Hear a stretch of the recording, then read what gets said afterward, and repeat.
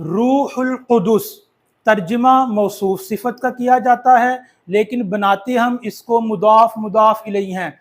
कुरान पाक में इस्तेमाल होने वाला ये वाला मुरक्कब रूहुल कुदुस, जिससे मुराद हज़रत जिब्राईल अलैहिस्सलातु वस्सलाम हैं, इसका तर्जमा है पाकीज़ा रूह, यानी ऐसी रूह जो पाकीज़ा हो, लेकिन हम इसको बनाते मुदाफ इलैहि हैं।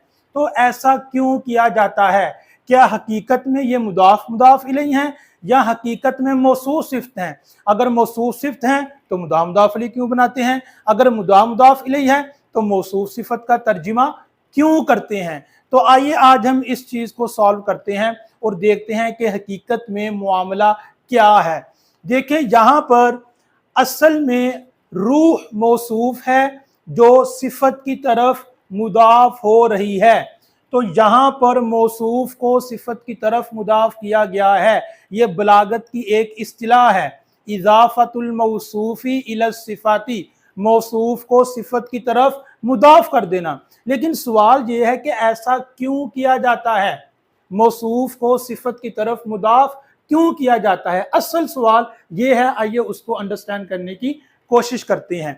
देखिए, रूहुल कुदुसी असल में था अर्रूहुल मुक़द्दसातु। तो पहली बात ये कि मुक़द्दसातु से कुदुस बनाया। क्यों बनाया? मुबालगतन, मुबालगे के लिए बनाया। क्योंकि आपको पता है इसमें फ़ाइल इसमें मफ़ूल को जब आप मस्दर के माना में कर देते हैं तो वो मुबालगा पैदा करता है। जैसे कुरान पाक में है हुदल लिल मुत्तक़ीन, कि कुरान पाक हिदायत है, हुदन, तो हुदन बमाना हादिन, हिदायत देने वाली है। ठीक है। इसी तरह ज़ैदुन अदलुन कहा जाता है, जैद अदल है, नहीं, जैद अदल वाला है। तो आदिल से अदल बनाया मुबालगे के लिए, ये बताने के लिए कि जैद गोया के सिरापे अदल है, अदल उसकी जात में रच बस गया है।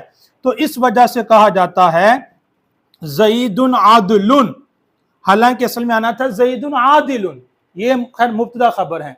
तो आदिलुन से आदिलुन कहा मुबालगा पैदा करने के लिए। जब इसमें फाइल इसमें मफूल को मस्दर आप बना देते हैं तो वो मुबालगे के लिए बनाते हैं। तो पहली बात कि अल मुक़द्दसा तो उसे कुदुस बनाया मुबालगे के लिए। अब दूसरी बात कि इनको मुदाफ इलैहि क्यों कर दिया? ये भी मुबालगे के लिए है, मुबालगा दर मुबालगा है। अब ये कैसे मुबालगे के लिए है? यानी सवाल ये है कि जब मौसूफ को सिफत की तरफ मुदाफ किया जाए तो मुबालगा कैसे आता है, ताकीद कैसे आती है, एग्जैजरेशन कैसे होती है? तो आइए हम उसको अंडरस्टैंड करने की कोशिश करते हैं। आपको पता है मुबालगे का मतलब मीनिंग में ज्यादती, मीनिंग को और पुख्ता करना। अब देखें, आपको पता है ये जो मुदाफ इलैहि है, और आपको पता होना चाहिए कि मुदाफ इलैहि से पहले या तो लाम ज़ेर ली महजूफ होता है, या मिन महजूफ होता है हर्फ़े जार, या फी महजूफ होता है। ये तीन आप कोई भी मुरक्कब इज़ाफ़ी उठाकर देख लें। गुलाम ज़ैदिन असल में क्या था? गुलामुन ली ज़ैदिन, कि ये गुलाम जैद के लिए है।